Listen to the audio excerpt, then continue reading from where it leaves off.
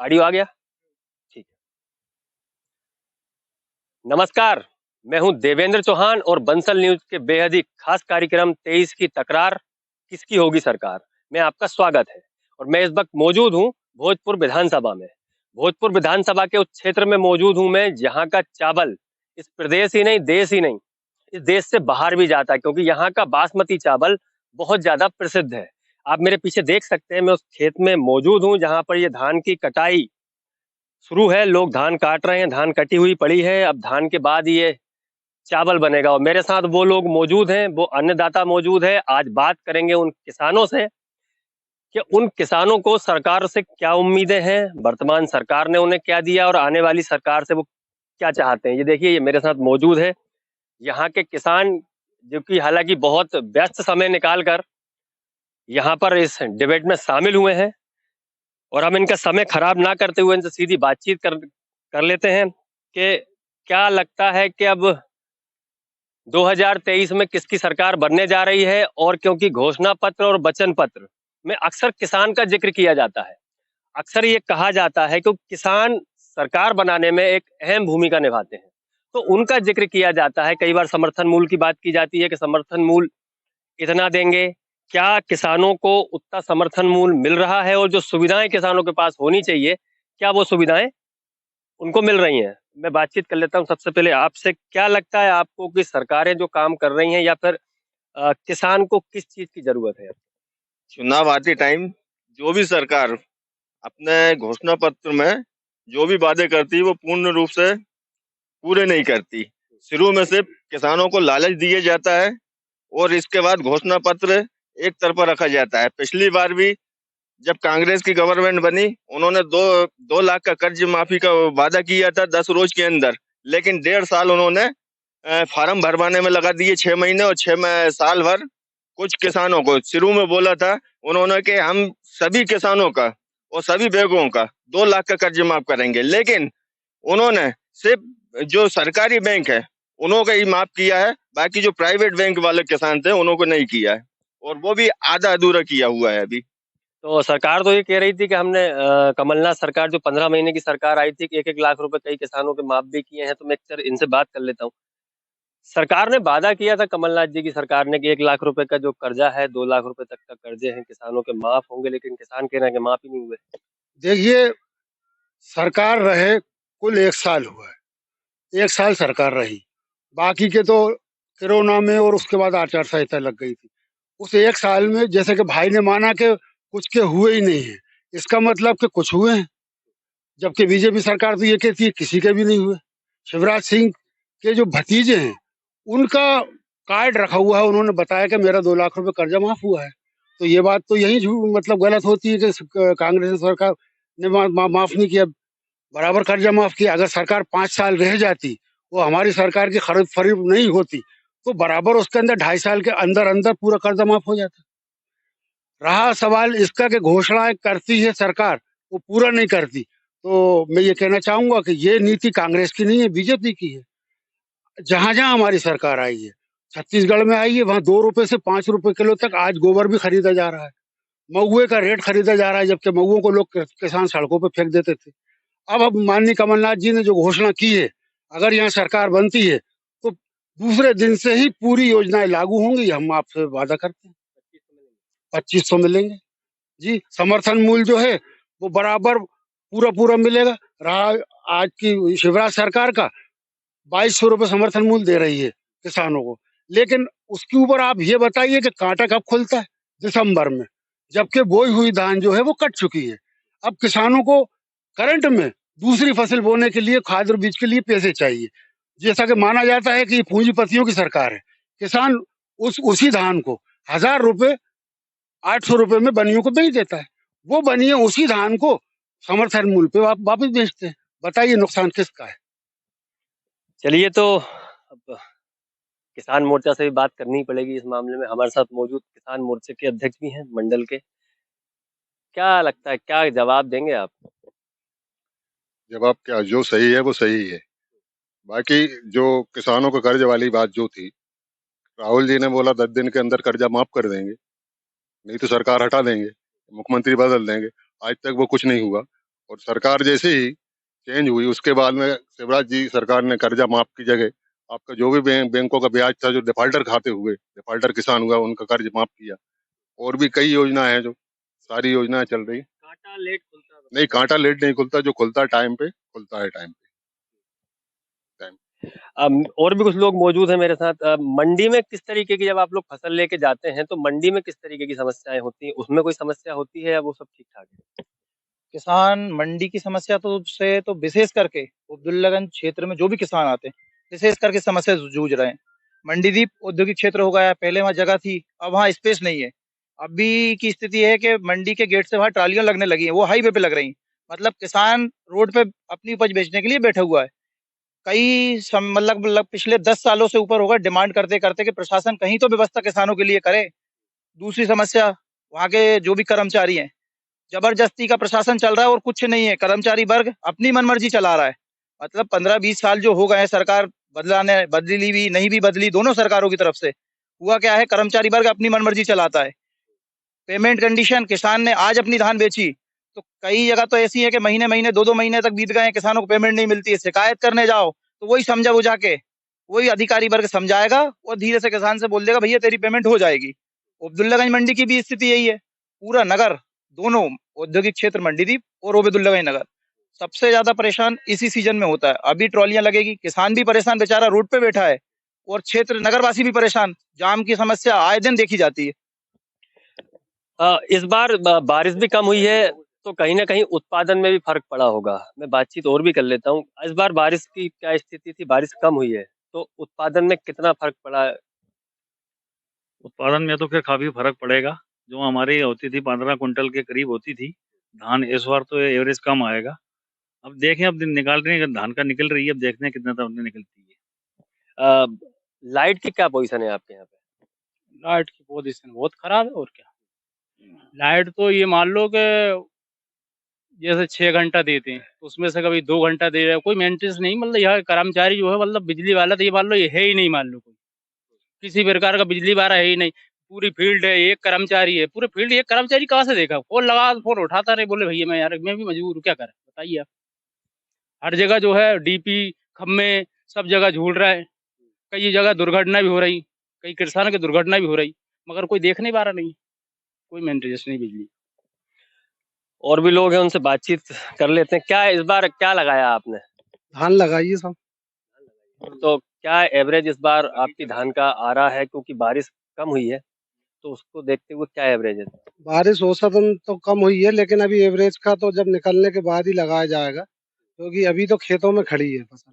फसल कटने के बाद ही धान का एवरेज लगाया जाएगा। अभी अपन कुछ भी अनुमान लगाना गलत होगा। लाइट की जो व्यवस्था है, बता रहे हैं लाइट कम आती है, तो कितनी क्या स्थिति बिजली की? लाइट एवरेज में तो कम है, 6 से 8 घंटे की पर्याप्तता दे रखी है सरकार ने, लेकिन उसमें भी एवरेज नॉन मेंटेनेंस की वजह से, क्योंकि बिजली कंपनी ने, सरकार न लेकर ठेकेदारों के बिजली कंपनी चला रही है, जो कि उनके पास ना तो पर्याप्त लाइनमैन है ना कर्मचारी है, जिसकी वजह से मेंटेनेंस ना होने की वजह से लाइट की आपूर्ति, बाकी लाइट ऊपर से सप्लाई सरकार पर्याप्त दे रही है, लेकिन नीचे से कुछ पानी में डूबने से, कुछ खम्भे नॉन मेंटेनेंस की वजह से लाइट की सप्लाई। आप फसल कट गई? हाँ, फसल अभी नहीं कटी, कटने वाली है। लगेगा। कितना समय है फसल कटने? फसल कटने में करीब करीब हफ्ता 2 हफ्ते के करीब सभी की कट जाएगी फिलहाल। तो अब लगभग दीपावली के आसपास दीपावली से पूरी फसल पहले कट जाएगी। सबकी हो जाएगी। तो क्या देखते हैं आप, क्या भाव धान का इस बार होना चाहिए, समर्थन मूल्य, और अभी कितना है और क्या उम्मीद करता है किसान? नहीं, वो तो होगा, भाव तो तय हो चुका है सब कुछ। अब अभी समर्थन मूल्य क्या चल रहा है? अभी चल तो रहा है ये 2200 के आसपास। तो कितना समर्थन मूल्य, मतलब कितना किसान का जो धान का जो रेट है, पिछले बार तो अच्छा रेट गया था धान का, इस बार क्या उम्मीद करते हैं, कितना होना है? इस बार 2500 के आसपास तो होना चाहिए वैसे सरकारी रेट। और यहाँ का जो चावल है, बासमती चावल, पूरी मतलब इस देश के साथ साथ पूरी दुनिया में जाता है, तो इसमें क्या खूबी उस चावल की? ये क्या है, खाने में स्वादिष्ट है और इसका जो वैट लगाती है सरकार या केंद्र लगाती है, तो वो वैट लगाने के कारण इसका हमको पर्याप्त उचित मूल्य नहीं दिया जाता। अगर इसमें सरकार बासमती धान में निर्यात में व्यापारियों को, जो बड़े बड़े बड़े लोग हैं, उद्योगपति है, वो निर्यात करते हैं, अगर उसमें छूट दी जाए तो हमको इधर रेट बढ़ा दिया जाएगा। कम से कम बासमती का रेट 3 साढ़े 3 4,000 के लगभग होना चाहिए। पिछले 5 सालों में तो 2500 1700 2000 उसमें किसान को घाटा होता है। और एमपी एक ऐसा प्रदेश है कि जहाँ पे बासमती सबसे अधिक होती है। पंजाब ने भी बासमती छोड़ दी है। खाली एक एमपी और एमपी का पूरा जो इलाका लगा हुआ है वहाँ बासमती होती है। और सरकार वैट टैक्स लगाती है तो व्यापारी हमको रेट नहीं देते। तो अगर सरकार किसानों का हित चाहती है तो पहले तो मैं बिजली व्यवस्था की बताऊंगा कि बिजली व्यवस्था में कई बड़े डी और ई अधिकारियों से मिला हूं। पूरा सरकार का उस पर कोई ध्यान नहीं है। हीटर 20 साल पुराने पड़े हुए हैं, वही डीपियां वही ट्रांसफार्मर चल रहे हैं, तो किसानों को उचित 10 घंटे की लाइट ही नहीं दे पा रहे हैं। तो या तो पहले सरकार जो भी बने और जो पहले थी वो उन पे ध्यान दे। कर्मचारी लाइनमैन कोई कुछ नहीं है। एक लड़का कुछ भी जा रहा है वो डीओ बांध रहा है, केबलें जल रही है, ये हो रहा है, वो मतलब पूरी व्यवस्था गड़बड़ है। बस कहने में है सरकार कि हम ये दे रहे हैं, हम वो सब्सिडी कर रहे हैं, लेकिन मामला कुछ ठीक नहीं है। जमीनी स्तर पे कोई सी सरकार किसानों के साथ नहीं है। बीजेपी या कांग्रेस दोनों नहीं है? बिल्कुल नहीं है। और अगर कांग्रेस को देखते लेकिन वो 15 ही महीने रही तो अभी उसको क्या कहें। लेकिन अभी ये तो 5 साल रही ना, तो इसको पूरा देखना था जमीनी स्तर के किसान कितना परेशान है, कहाँ परेशान है। तो मैं तो यही कहूंगा जो भी सरकार आए वो किसानों को जमीनी स्तर से उनके हर मामले में पानी हो, डैमों का पानी हो, लाइट व्यवस्था हो, उस पर ध्यान दे तो वो ज्यादा अच्छा होगा। बाकी किसानों को बातों में तो बहुत ध्यान रखते हैं लेकिन कुछ ध्यान नहीं है।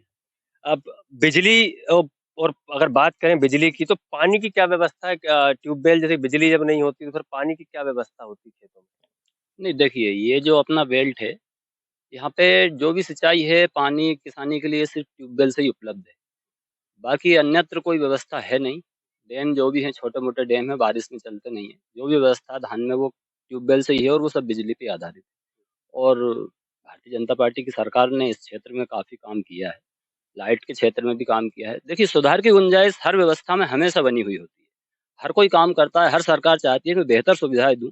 लेकिन कुछ चीज़ें होती हैं, पूरी तरह से कंप्लीट काम नहीं हो पाता है, लेकिन हमारी सरकार निश्चित रूप से इस क्षेत्र में काम कर रही है और आने वाले समय में भी ये बेहतर व्यवस्थाएं मिलेंगी। किसान को 10 घंटे की जगह 12 घंटे भी बिजली मिलेगी। समर्थन मूल्य कांग्रेस करीब 2500 देंगे, बीजेपी ने अभी तक ऐसा कुछ नहीं कहा।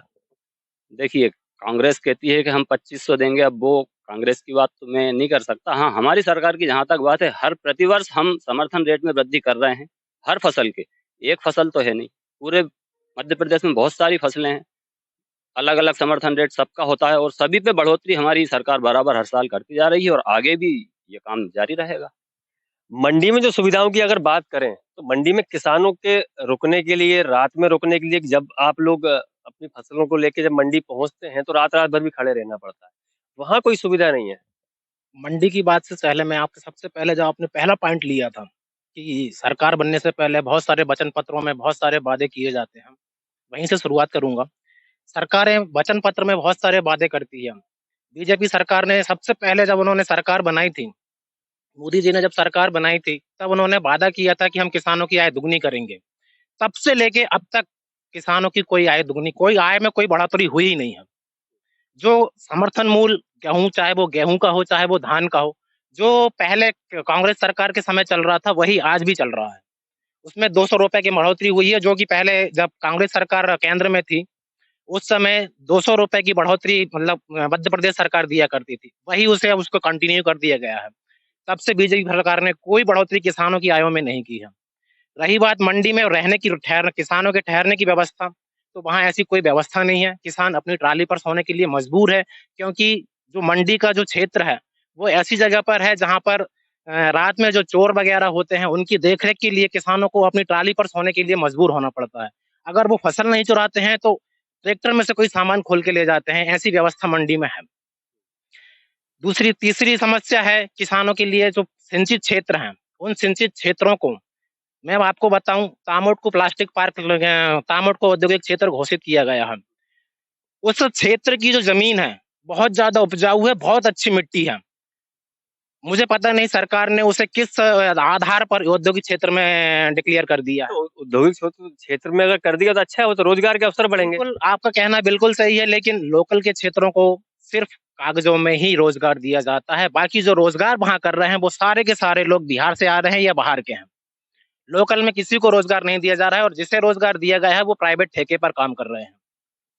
जी, ये तो दावे और वादे की बात कर रहे हैं कि सब धरातल पे कुछ है ही नहीं, सिर्फ कागजों में।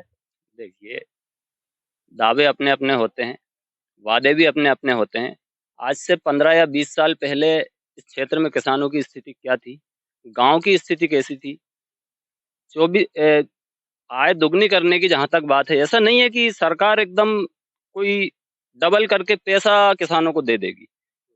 सरकार विभिन्न प्रकार से जो किसानों को जो सुविधाएं उपलब्ध करा रही है, उसके माध्यम से जो किसानों की जीवन स्तर में उठाव हो रहा है, उनकी आमदनी में जो वृद्धि हो रही है, उसी का परिणाम है कि आज हमारे गांव भी शहरों से कम नहीं है। बड़े बड़े पक्के मकान, गांव तक सड़क, बिजली 24 घंटे मिल रही है। ये सब व्यवस्थाएं पहले शहरों में होती थी, गांव में नहीं होती थी, आज हैं। हमारी सरकार का काम दिख रहा है और आगे भी दिखेगा। नहीं, ये तो कोई भी सरकार करेगी, जो सरकार आएगी उसे विकास तो करना है, सड़क, नाली, पानी, मूलभूत सुविधाएं ये तो देनी है उनको। लेकिन ये किसानों की फसलों की हम बात करें, उनके समर्थन मूल्य की बात करें, मंडी की सुविधा उन्होंने बताया अभी कि जिस तरीके से मंडी में सोने की कोई व्यवस्था नहीं है, किसान ट्रॉली पे सो रहे हैं, उनकी फसलें चोरी हो रही है। तो हाँ जी जी, मंडी में अगर सोने की बात करें तो मंडी में जाती है एक एक दिन में 1,000 ट्रालियां। वो तो कहीं भी नहीं है। अपनी मंडी यहाँ जो अपन यहाँ लोकल यहाँ खड़े हैं, ये मंडी अब्दुल्लागंज की रायसेन जिले की सबसे बड़ी मंडी कहलाती है। और 1,000 ट्राली एक दिन में नीलाम होती है। सोने के लिए आदमी किसान नहीं आता, ट्राली में रखवाली के लिए आता, क्योंकि 1,000 ट्रालियों को सोने की व्यवस्था किसी भी मंडी नहीं, मध्य प्रदेश नहीं, पूरे भारत में नहीं है कोई मंडी में व्यवस्था के लिए। धान यहाँ आप मंडी में व्यवस्था की आप बात कर रहे हो तो सबसे अच्छा उत्पादन यहाँ होता है, सबसे अच्छे व्यापारी यहाँ है। अपने आसपास हजारों मीलों के लिए लोग आ रहे हैं। मंडी व्यवस्था की जैसे ये बात कर रहे हैं ना, उसमें साफ सुथरी बात यही है। किसानों के ट्रैक्टर, अभी आप जाइए मंडी, किसान ट्रैक्टर लेके आया घर से, वो बेचारा टोचन साथ ला रहा है। मंडियों में कीचड़ है, पानी है, विश्राम गृह की जो व्यवस्था है नीचे जो बिछाने के लिए, आप खेतों में बैठ जाइए, उससे अच्छी व्यवस्था तो खेतों में है। वहाँ शौचालय के नाम पे कुछ नहीं है, पानी पिए जल की व्यवस्था नहीं है। 1,000 ट्रॉली आ रही है, 1,000 ट्रॉली के लिए पिछली बार टैंकर लड़ लड़ के तो हमने इन लोगों से लिया है। पानी पीने तक को किसानों को नहीं मिल रहा है। अब ये व्यवस्थाओं की बातें करते हैं। टंकियां लगी है, आप इसमें आरओ बॉटल लगा है, सब लगा है, जाके पिए वहाँ। कोई हाथ में लाके किसानों को थोड़ी देगा व्यापारी। यहाँ एक बार बार यहाँ पर नीलामी करते हैं। एक दिन में नीलाम नहीं होती, सुबह से शाम तक व्यापारी होता है, अच्छा रेट मिलता है। लोग 100 किलोमीटर से ट्राली बेचने आते हैं, सुविधा है तभी लोग आ रहे हैं। आप इनसे पूछिए ना, पिछले 5 वर्षों से ट्राली कहाँ नीलाम हो रही है? मंडी में कितने समय के लिए ट्राली नीलाम होती है? अभी कुछ दिन के बाद किसी की कॉलोनी की जगह हायर कर ली जाएगी, वहाँ व्यवस्था कर दी जाएगी। व्यवस्था के नाम पे टैंकर, एक नगर पालिका अपना टैंकर पहुंचा देगी, वो व्यवस्थाएं हो गई हैं। कर्मचारी पता नहीं है, लाइट की व्यवस्था है नहीं। मतलब अभी भी कहीं ना कहीं इनका मानना भी है कि सरकार भ्रष्ट है। मतलब अभी चोरी हो रहा है, कर्मचारी नहीं है, मतलब भ्रष्टाचार है सरकार में।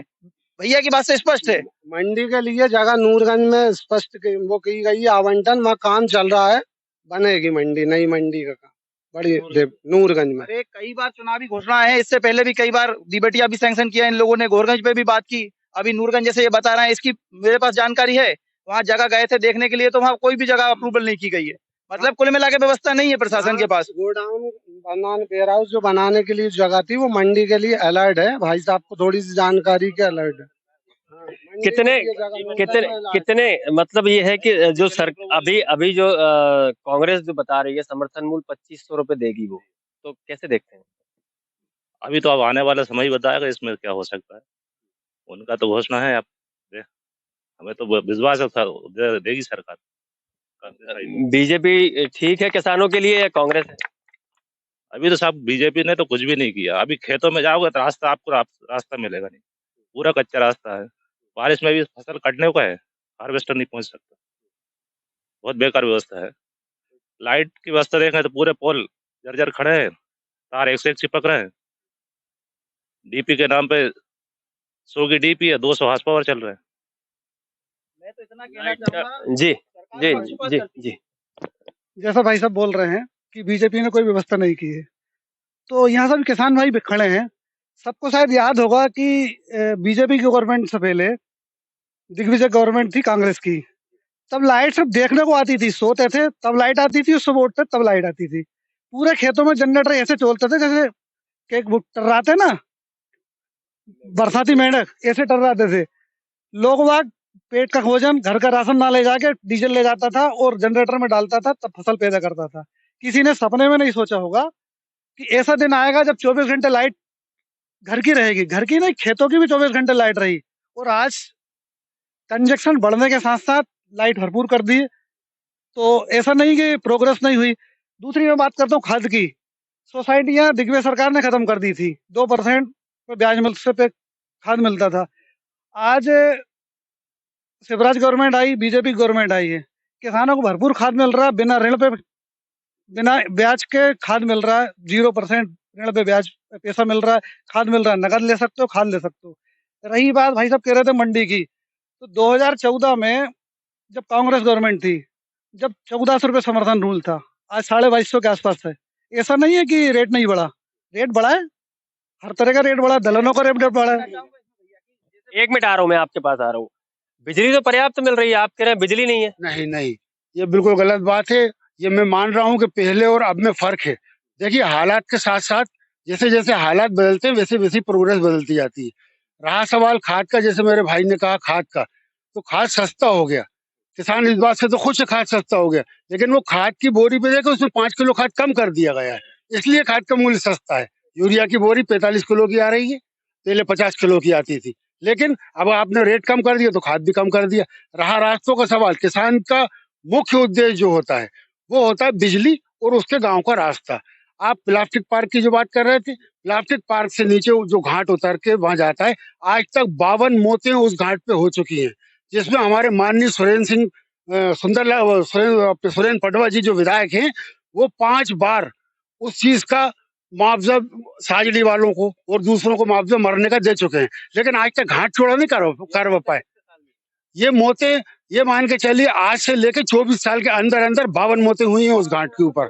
इस बात दूसरा पॉइंट ये है, ग्राम अगरिया जो कि आदिवासी क्षेत्र है, उनकी पोलिंग कभी नहीं आ रही अगरिया से।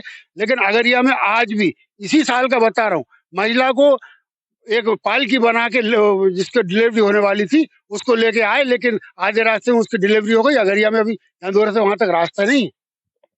52 आ रहा हूँ भैया, मैं आपके पास आ रहा हूँ। 52 मौतें हो गई हैं एक घाट पे, और वहां का वो घाट नहीं बन पाता है क्या? जी, वो घाट बन रहा था अभी, लेकिन वो है फॉरेस्ट ने लगा रखी आपत्ति, मशीन और सब वहां से वापिस आई है। जो रोड बना है तामुट से लेके नीचे वहां तक, कौन सा गांव नीचे था वहां तक सैंक्शन है। वो घाट भी सैंक्शन था, मशीन फॉरेस्ट के अंदर आता है वो घाट, फॉरेस्ट ने आपत्ति लगा रखी है उस पर। खाद जो है कि वो 50 किलो की जगह 45 किलो कर दिया, रेट वही है, तो झोल हो गया ना। नहीं नहीं, जो सब्सिडी है पर्याप्त सब्सिडी मिल रही है। 5 किलो कम हुआ, 5 किलो कम हुआ तो उसके रेट भी कम हुए हैं, ऐसा नहीं है। 50 किलो कट्टी थी उसके रेट ज्यादा थे, और 266 रुपए, आज 66 रुपए 50 पैसे रेट है आज उसका 45 किलो का। जी, और बाकी आपका जैसे 0% पे जो फाइनेंस हो रहा है किसानों के लिए, 18% पहले कांग्रेस गवर्नमेंट में 18% देता था किसान, आज 0 पे हो रहा है। ये सारी उपलब्धि बीजेपी सरकार की है और रहेगी आगे भी।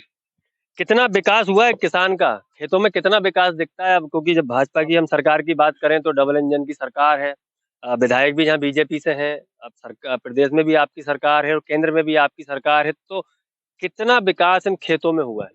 भाई साहब अपन खेत में ही खड़े हैं और वहाँ के किसान की ये धान आप देख ही रहे हैं। इससे पहले क्या धान होती थी, और उद्योग मंडी द्वीप में नहीं लगते फैक्ट्री। क्या हम ये किसान भाइयों से पूछना चाहता कि अपन धान पैदा कर ले तो बेचते कहाँ?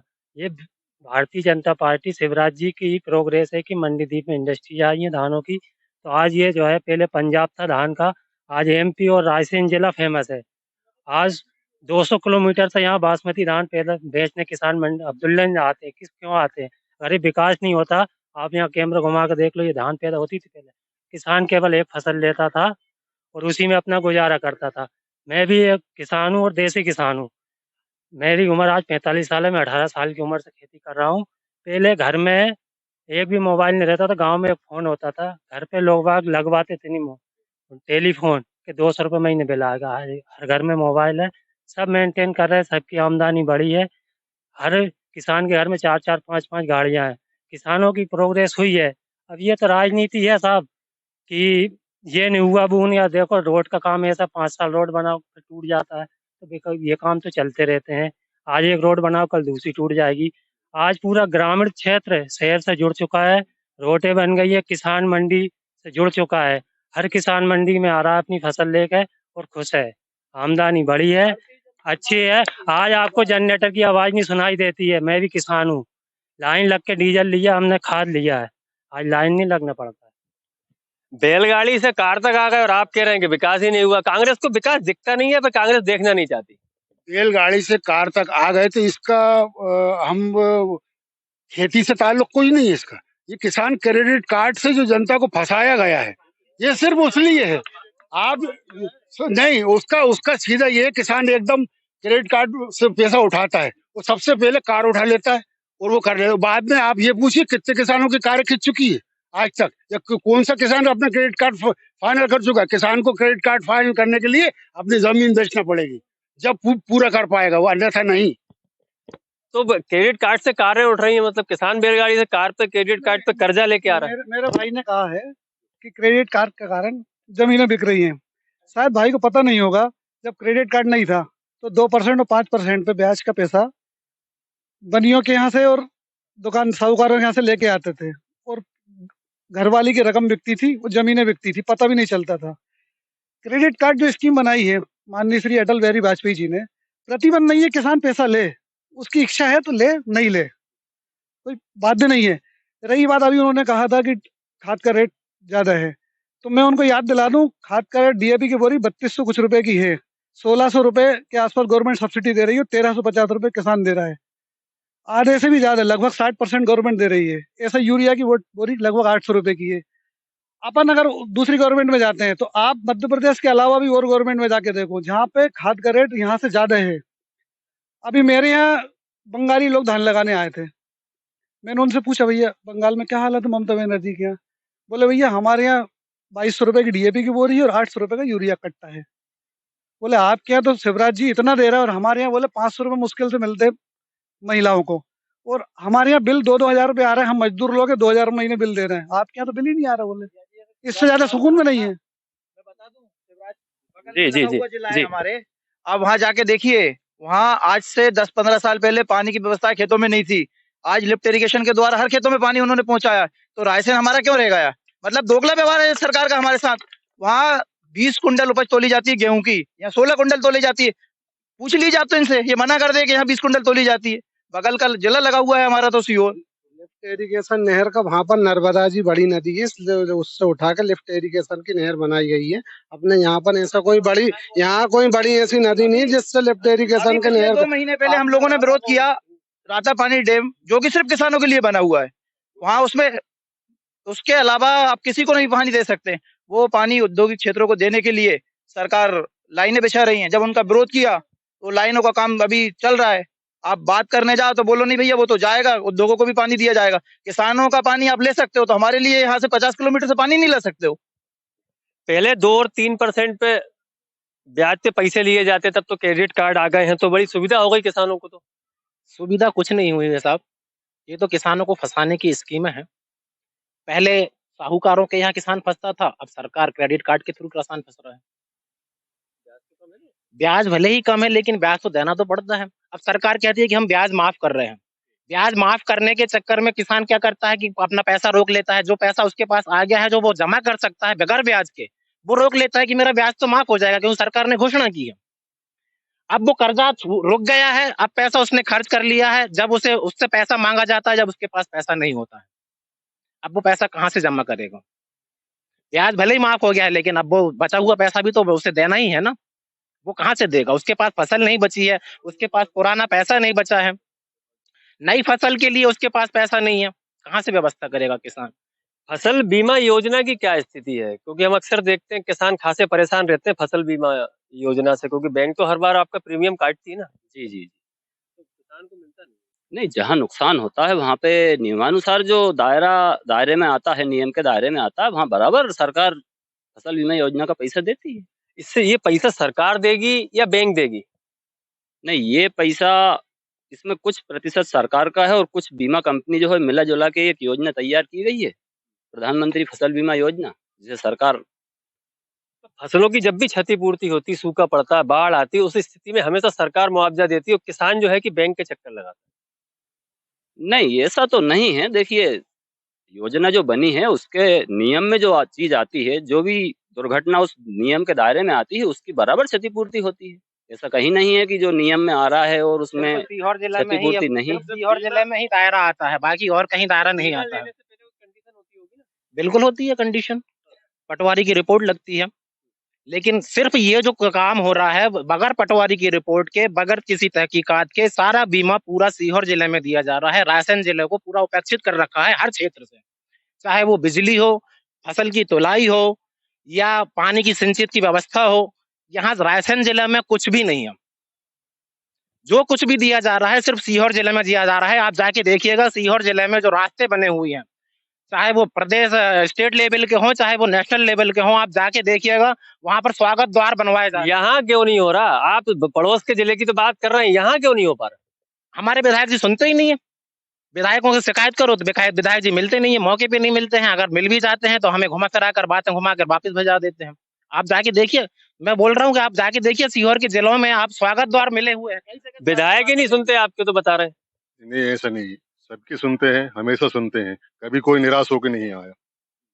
सारी योजनाएं लागू है, जो है वो सब चल रही है।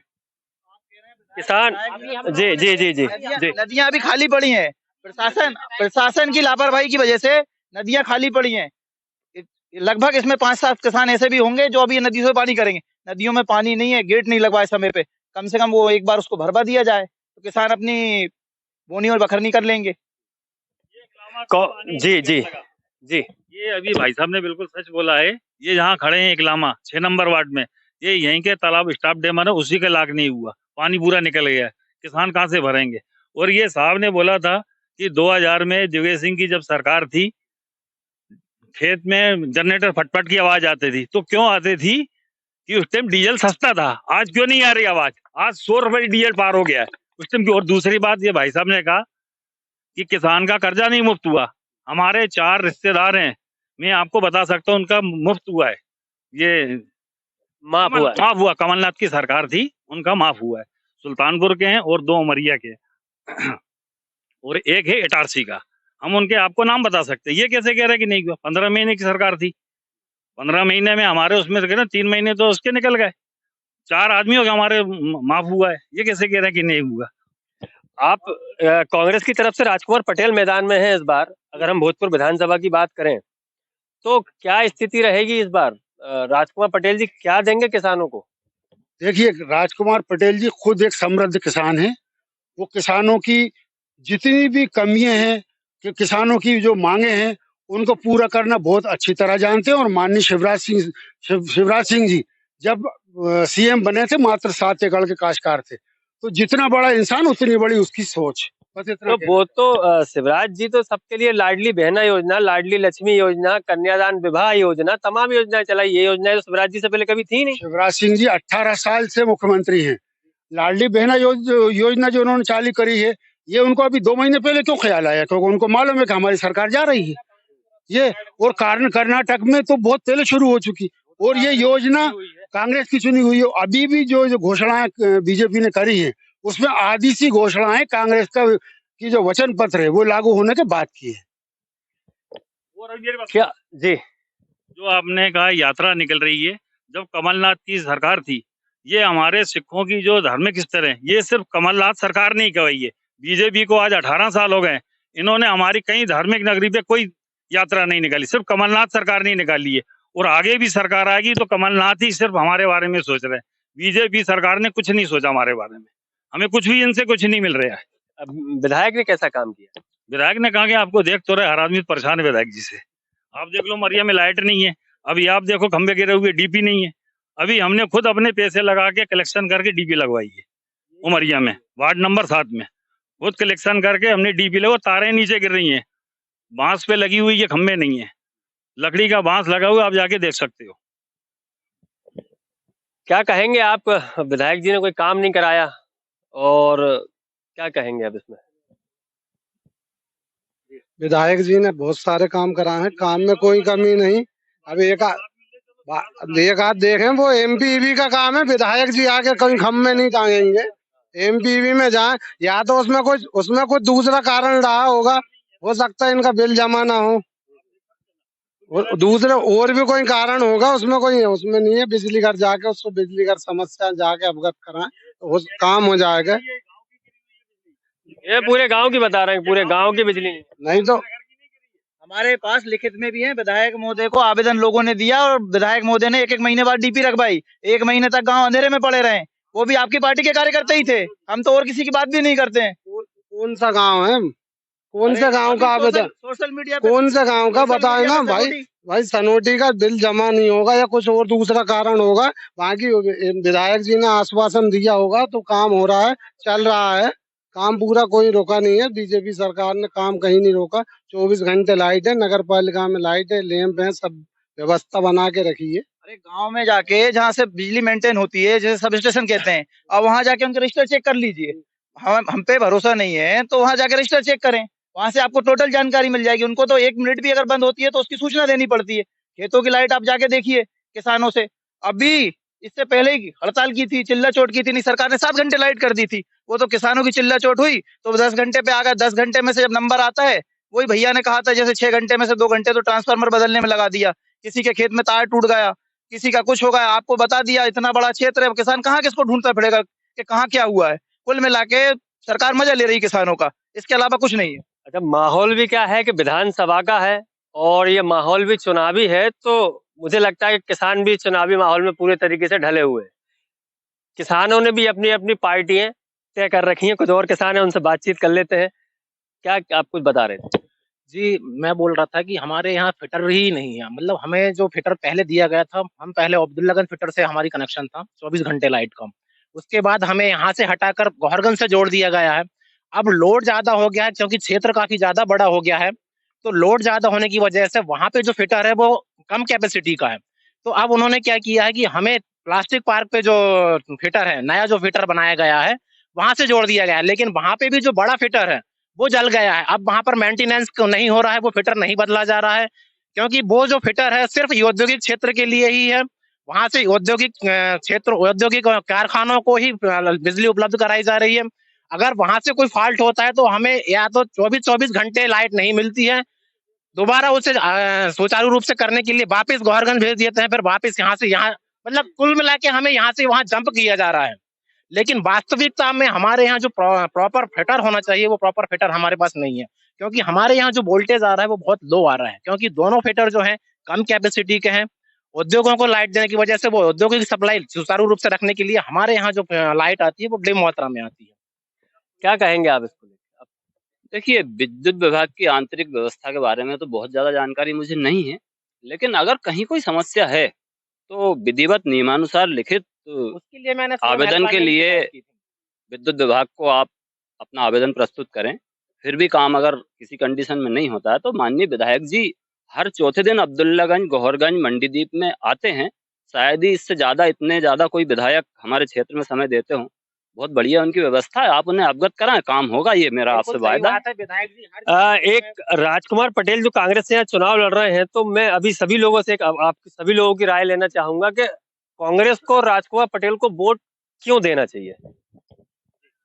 राजकुमार पटेल को क्यों वोट देना चाहिए, अच्छी बात है, क्योंकि अच्छे उम्मीदवार है, लोकल का है, पास का है, किसान है, वो बाकी सब लोगों से जुड़ा हुआ व्यक्ति है, व्यवहार कुशल है। बाकी अब जो विधायक दूसरी पार्टी के, वो तो आपको सभी को मालूम है कि कहाँ से है, क्या है। वो बदलाव जनता चाहती है, बदलाव होगा बिल्कुल कांग्रेस में। अभी अभी जैसे लाइट की जो बात करी, तो बिल्कुल एक और स्थिति जो इनमें से कोई भी भाई मेरी बात नहीं काट पाएगा। बरसात में जब हमारे पहला पानी गिर जाता है, उसके बाद जब दोबारा पानी आने वाला होता है, तो यहाँ के किसानों को बादल देखने की जरूरत नहीं होती, लाइट पहले चली जाती है, हम समझ लेते हैं पानी गिरने वाला है, क्योंकि लाइट गई और समझो पानी गिरा। सुरेंद्र पडवा जी वर्तमान विधायक हैं और लगातार चौथी बार, 5वीं बार पार्टी ने उन पर भरोसा जताया है, तो कितना विकास वो कर पाए?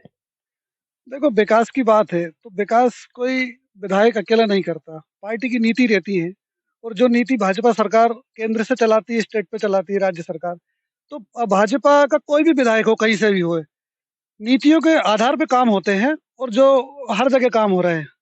आप अगर यहाँ के किसान भाई या यहाँ की आम जनता चाहे कि विधायक ये काम कर दे, वो काम कर दे, विधायक जेब से पैसा लगा के नहीं कर सकता, खुद नहीं कर सकता।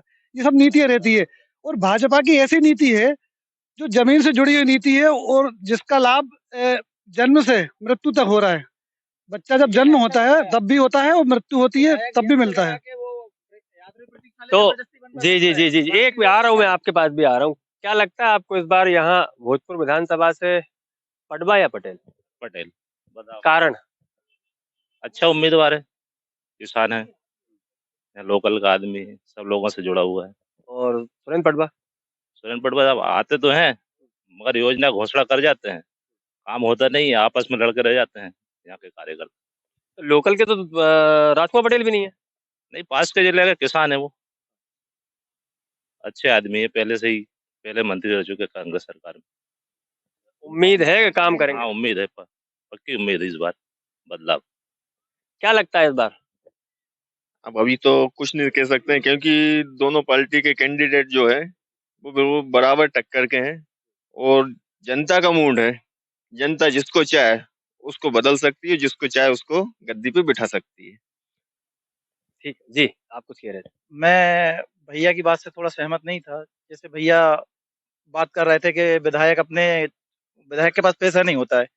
विधायक के पास अपनी जो धरोहर राशि जो उन्हें सरकार देती है, उससे विधायक महोदय जी ने जहाँ जरूरत नहीं थी वहाँ यात्री प्रतीक्षालय बना दिए। वही पैसा और किसी विकास कार्य में लगा देते विधायक जी, वो भी हो सकता था। पर ये जरूरी थोड़ी है कि आप उसी स्पेशल चीज के लिए पैसा लाओगे। अब अभी उमरिया रोड पे कहीं आसपास 2-3 जगह ऐसी हैं जहाँ जरूरत नहीं थी। हमारे आप भोजपुर रोड पे आएंगे, मैं आपको दिखा दूंगा, यात्री प्रतीक्षालय में गाय बैठ रही है, उसके अलावा कोई नहीं बैठ रहा, जगह ही नहीं है। मतलब तकलीफ है कि विकास कर दिया तो क्यों कर दिया, मतलब अगर विकास करे तो उसमें भी तकलीफ। यात्री प्रतीक्षालय, यात्रियों को बैठने के लिए व्यवस्था की गई है सरकार ने, बीजेपी सरकार ने, तो उसको भी इनको तकलीफ है। पहले कहते हैं कि विकास नहीं कर रहा है, विकास कर रहा है तो क्यों कर रहा है विकास। यात्री अभी तक आपने देखा था पहले प्रतीक्षालय बनता था, कभी कहीं देखा था कोई ऐसे? गाँव खेड़ों में अगर यात्री प्रतीक्षालय पहुंचा दिया, जो चीज न होने की थी वो पहुंचा दी भाजपा सरकार ने, तो उसमें भी अभी तकलीफ हो गई। किसी सरकार का नहीं कहूंगा, यात्री प्रतीक्षालय इससे पहले भी मैंने देखे हैं।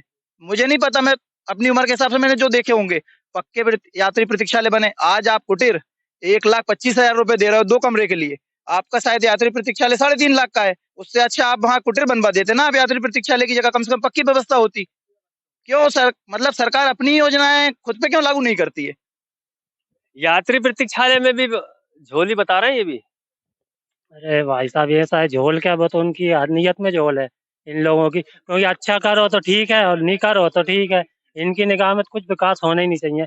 बेचारे गरीब आदमी शहर आने के लिए रोड पर खड़े रहते हैं, महिलाएं रोड पर खड़ी रहती, बच्चियां स्कूल आती है उबैदुल्लागंज, तो वो इंतजार करती रहती रोड पे, पानी आ गया तो प्रतीक्षालय में खड़ी हो जाती, धूप से बच जाती, पानी से बच जाती। ये इनको बुरा लगे कि वो ऑटो के लिए रोड पे खड़ी रहे या किसी दुकान वाले के यहाँ खड़ी है, ऑटो भैया गिरा कर है, बच्चियां दूर हो। ये इनको बुरा लगता है कि बच्चियां यहाँ रोड पे ही खड़े रहे, वो इनको अच्छा लगता है। क्या लग रहा है इस बार भोजपुर में क्या स्थिति होनी चाहिए? क्या बदलाव की स्थिति है या पुरानी जो सीट है वो? भाजपा सुरेंद्र पटवा। क्यों? अच्छा काम हो रहा, बढ़िया जी। क्या स्थिति होनी चाहिए और अगर सुरेंद्र पटवा जी को चुना जाए तो क्यों? विकास के नाम पे जो विकास किया है 15 साल में वो कहीं से कम नहीं हुआ। विकास के नाम पे पटवा जी ही जीतेंगे, हमेशा जीतेंगे। ये क्या गारंटी है कि राजकुमार पटेल आएंगे, अगर मान लीजिए जीतते हैं, जनता उन्हें अपना नेता चुनती है, विधायक चुनती है, तो वो काम नहीं करेंगे? नहीं, क्यों नहीं, जो जीतेगा वो काम करेगा। बाकी पटवा जी ही जीतेंगे, बीजेपी जीतेगी, सरकार बनाएगी मध्य प्रदेश में। जी, वो तो किसान ही तय करेगी कौन आएगा। अभी किसान उलझा हुआ है, अभी तो किसान राजनीति के झोल में उलझ रहा है, लेकिन किसान तकलीफ में है, तो वो तय कर लेगा कौन आएगा। किसानों की तकलीफ तो बीजेपी सरकार ने ही मिटाई है। 2003 से पहले क्या कंडीशन थी और आज क्या कंडीशन है, वो कंडीशन के देखते हुए बीजेपी ही सरकार बनाएगी। चलिए, तो यहाँ दिग्विजय सरकार की भी बात हो रही थी, और बीजेपी सरकार की भी बात हुई है, और बात करते करते ये उस दिग्विजय शासन के दौर की बिजली की बात कर रहे थे, लेकिन हो सकता है कि हमारे सहयोगी की और हमारे कैमरे की भी शायद बिजली चली गई है। देखिए, अब जो भी है, अब ये तो किसानों को तय करना है और आने वाला वक्त बताएगा कि सरकार किसकी बनेगी, क्योंकि जो विधायक अधिक जीतेंगे वो ही सरकार बनाएंगे। लेकिन अब ये 3 तारीख को डिसाइड होगा और 17 तारीख को मतदान होगा, जिसके बाद 3 तारीख को मतगणना होगी। उसमें ये डिसाइड किया जाएगा कि सरकार किसकी बन रही है, किसान कितना खुश है या फिर कितना नाखुश है, ये तो अब समय बताएगा। कैमरामैन अमित के साथ देवेंद्र चौहान, बंसल न्यूज, ओबेदुल्लागंज। कांग्रेस पार्टी जिंदाबाद।